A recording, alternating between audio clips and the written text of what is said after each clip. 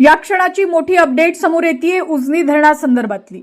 उजनी धरणाच्या पाणलोट क्षेत्रात सध्या जोरदार पाऊस सुरू आहे, त्यामुळे धरणातील पाण्याच्या पातळीत झपाट्याने वाढ होत असून आज संध्याकाळी 6 वाजताच्या आकडेवारीनुसार उजनी धरणाचा जिवंत साठा आता 16.31% पोहोचलेला आहे।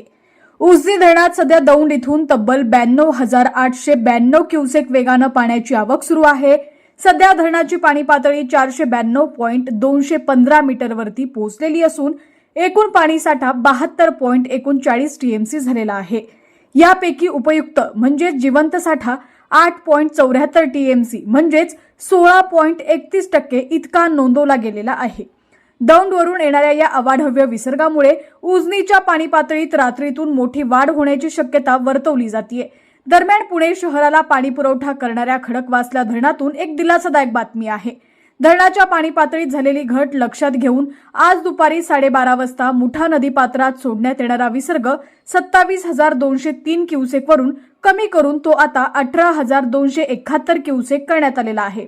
मात्र तरीही नदीकाठच्या नागरिकांनी खबरदारी बाळगणं आवश्यक आहे, कारण पावसानुसार हा विसर्ग पुन्हा बदलू शकतो। दुसरीकडे वीर धरणातूनही आता पाणी सोडण्यात येत आहे। वीर धरणाची पातळी अत्यंत झपाट्याने वाढत असल्यामुळे आज संध्याकाळी ठीक 6 वाजता धरणाच्या सांडव्यावरून 4,637 क्युसेक आणि एस्केपमधून 1,400 क्युसेक असा एकूण 6,037 क्युसेक विसर्ग नीरा नदीपात्रात सुरू करण्यात आलेला आहे। पाऊस असा सुरू राहिल्यास हा विसर्ग आणखी वाढवला जाऊ शकतो। एकंदरीत पाहता पुणे आणि सोलापूर जिल्ह्यातील धरणांमधील पाण्याचा विसर्ग आणि वाढती आवक पाहता प्रशासन पूर्णपणे अलर्ट मोडवरती आहे। नागरिकांनी कोणत्याही अफवांवरती विश्वास न ठेवता प्रशासनाने दिलेल्या सूचनांचं पालन करावं।